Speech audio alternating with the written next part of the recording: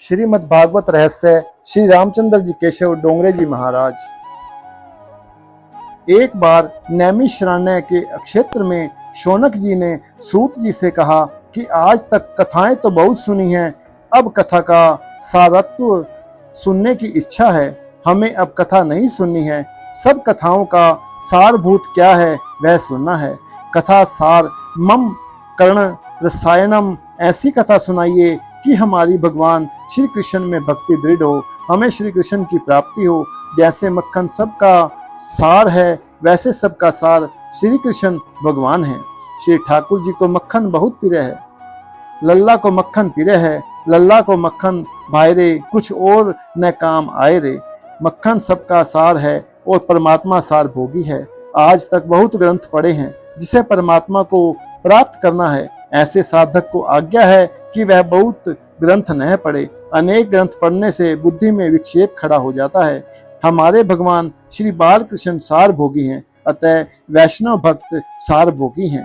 अतः सर्व कथाओं का सार तत्व सुनने की इच्छा हुई है। जीव प्रकृति के भोग छोड़ो और श्री कृष्ण से मन जोड़ो, तो जीव भी शिव बन जाए। भागवत मक्खन है, दूसरे शास्त्र दूध दही जैसे हैं।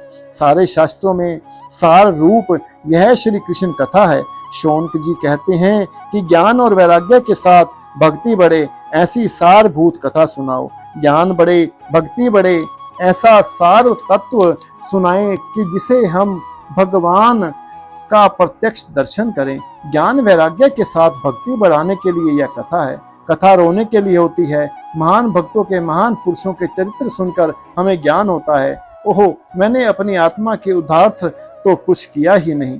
कथा सुनने के बाद यदि अपने पापों के लिए पश्चाताप हो और प्रभु के प्रति अपने हृदय में प्रेम जगे, तभी कथा श्रवण सार्थक होता है। संसार के विषयों के प्रति यदि वैराग्य न हो और प्रभु के प्रति प्रेम न जागे, तो ऐसी कथा कथा ही नहीं है।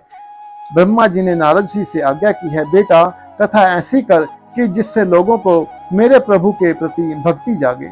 कथा मनुष्य के जीवन को सुधारती है, जीवन का परिवर्तन करती है। कथा मनुष्य के जीवन में क्रांति करती है। कथा सुनकर भी यदि जीवन में कुछ परिवर्तन न हो, तो मानो कि तुमने कथा सुनी ही नहीं।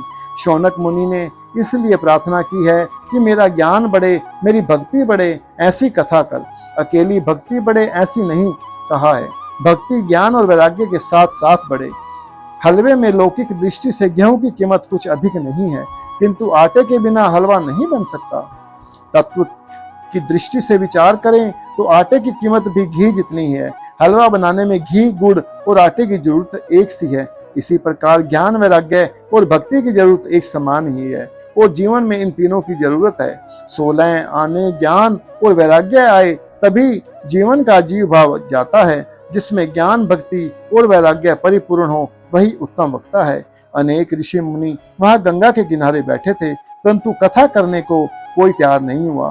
तब भगवान श्री सुखदेव जी को प्रेरणा दी कि वहां जाओ। श्री सुखदेव जी में ज्ञान, भक्ति और वैराग्य परिपूर्ण है। भागवत शास्त्र प्रेम का शास्त्र है। प्रेम तो 5वां पुरुषार्थ है। श्री कृष्ण के प्रेम में देहभान भूलें तो मानो प्रेम सिद्ध हुआ। परमात्मा प्रेम को ही अपना स्वरूप कहते हैं। ज्ञान मार्ग में प्राप्त की प्राप्ति है। ज्ञान मार्ग में जो प्राप्त है उसी का अनुभव करना है। भक्ति मार्ग में भक्ति द्वारा वेद का विनाश करना है। भक्ति मार्ग में भेद का विनाश है। ज्ञान मार्ग में भेद का निषेध है। ज्ञान मार्ग में ज्ञान से भेद का निषेध करने में आया हूँ।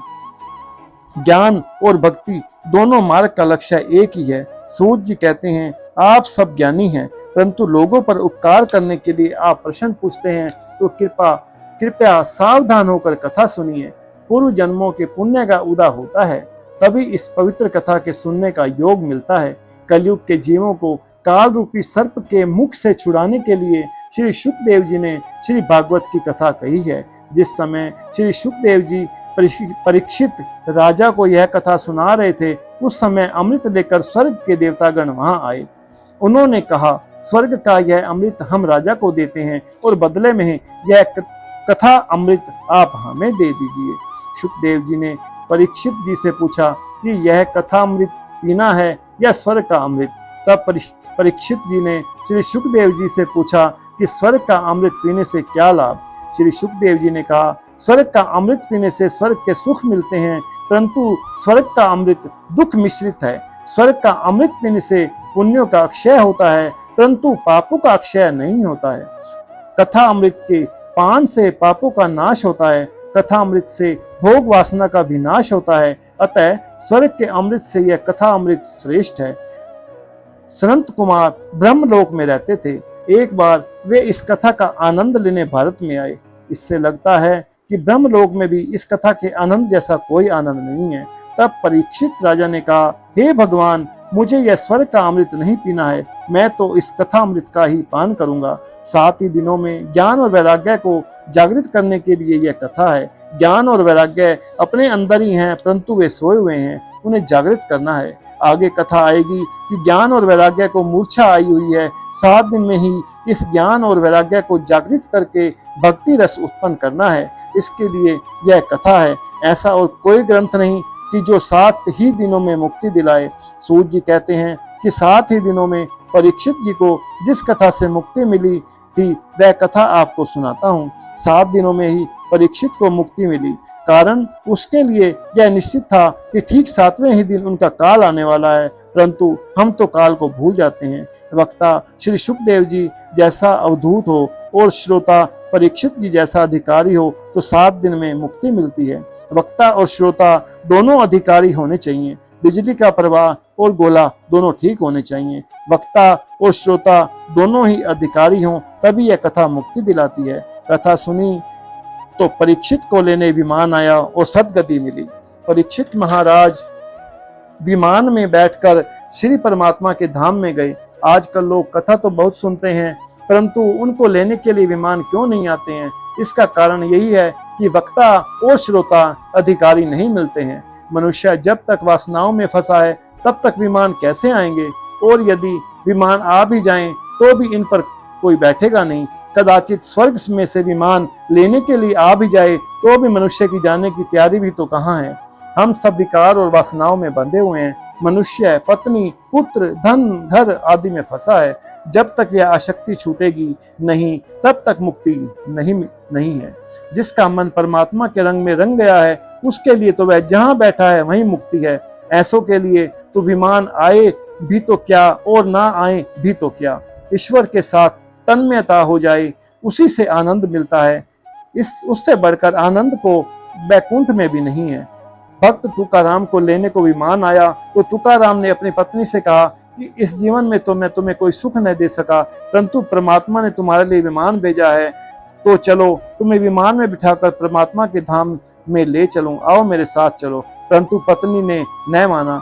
उसने कहा कि महाराज, आपको जाना हो तो जाइए, मुझे जगत को छोड़कर नहीं जाना है स्वर्ग में। और वह नहीं गई। संसार का मोह छोड़ना बहुत कठिन है। जब तक वासना अंकुशित न हो जाए तब तक शांति नहीं मिल सकती। कथा का एकाध सिद्धांत भी यदि दिल में उतर जाए तो जीवन मधुर बन जाए। वासनाएं बढ़ती हैं, भोग बढ़ते हैं, इसी से संसार कटु बन जाता है। जब तक वासनाएं क्षीण न हो जाएं तब तक मुक्ति नहीं मिल सकती।